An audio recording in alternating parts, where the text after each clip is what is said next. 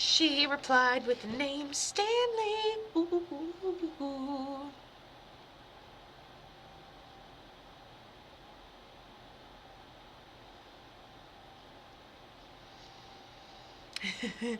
He says, well, I don't know how all this works, but I passed medically. And I was like, okay. And I go to write the symbol. And then he's like, no, write the word. So I wrote the word medically. Okay, cool. So we pass medically. Wait, hold on.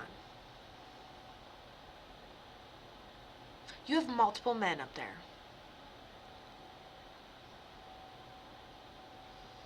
I feel like this is someone that okay. So if I get on someone else onto the line, you'll let me know. But right now, here's what I have.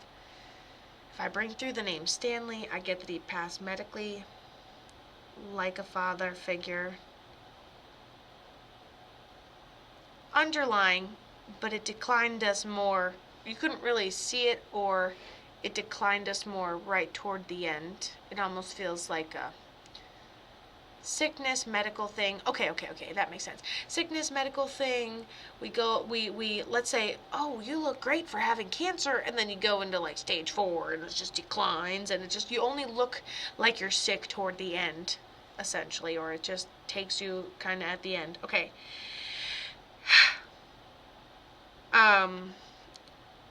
I feel like I think he's frustrated toward the end, with the soreness of being immobile. So I think he has a hard time getting around toward the end. He gives me more of like a hospital bed than a chair. So he's more of like really immobile toward the end. So it almost seems like he declines to an immobile state. He also gives me a handful of pills, which talks about something underlying or something you're treating along the way that essentially comes up and gets us.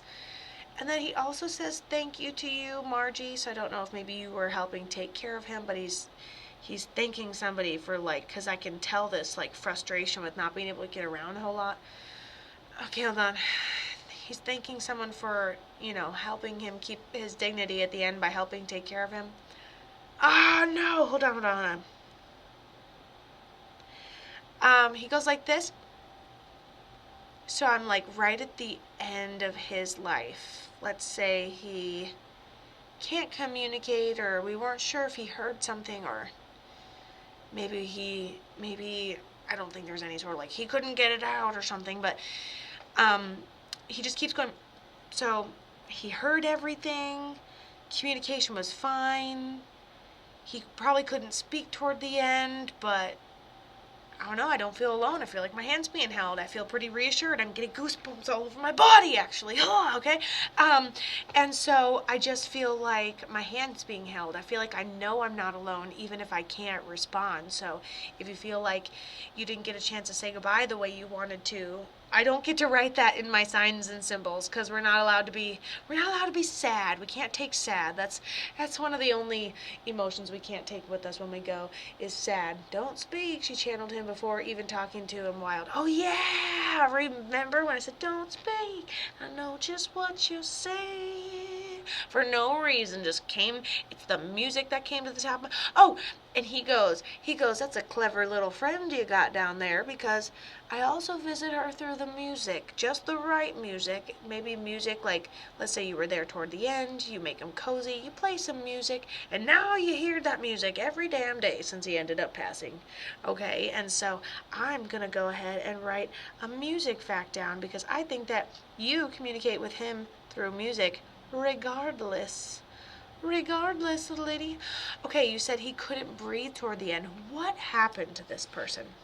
Tell me a little bit about your Stanley here. Would love to know. I know I've let Stanley talk for 4.5 minutes. Now we gotta let Margie talk.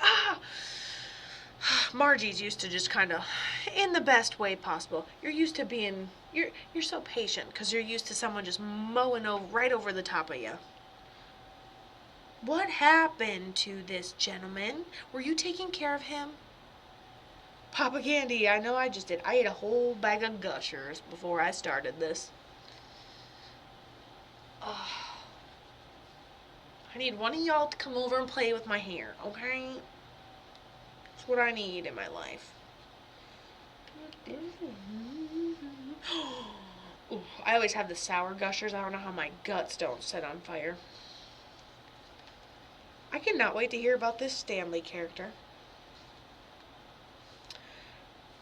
I think you guys reconnected even closer later in his life. A relationship that he claims to not deserve, but that he got anyways. So, we need a hair circle, right? I get behind that. We aren't sure. He was having issues with breathing, and we tried to figure it out. Oh, and then he totally agrees with the whole recouping your relationship. Okay, good. And I think you had a lot to do with that, and I think you kind of put everything aside for that relationship, and I think that was just a beautiful thing. So we tried to figure it out. He was having issues breathing. I'm going to be very honest, just like, have you gotten an autopsy back? Did you do an autopsy? I saw him that day, and it suddenly just ended later that day.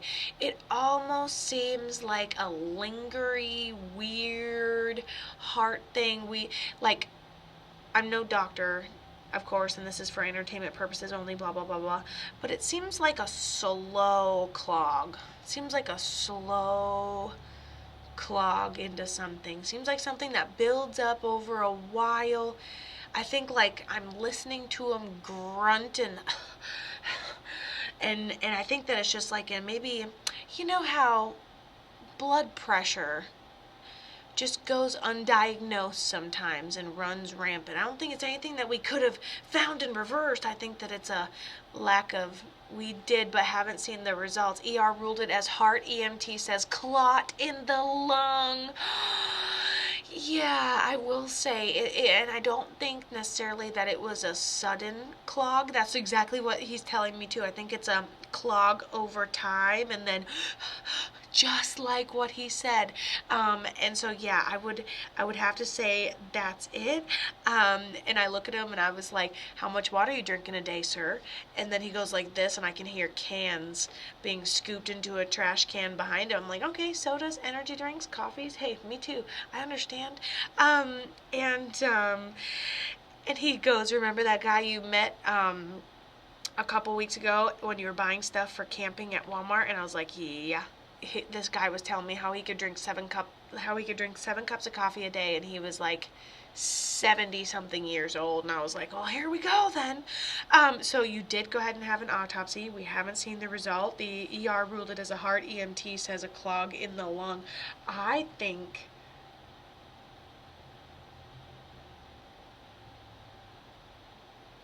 think it was a slow clog. Could it inevitably been the fireworks of a heart attack? Sure, I think the heart attack was probably the last thing on the line, though. We literally camped for him this past weekend.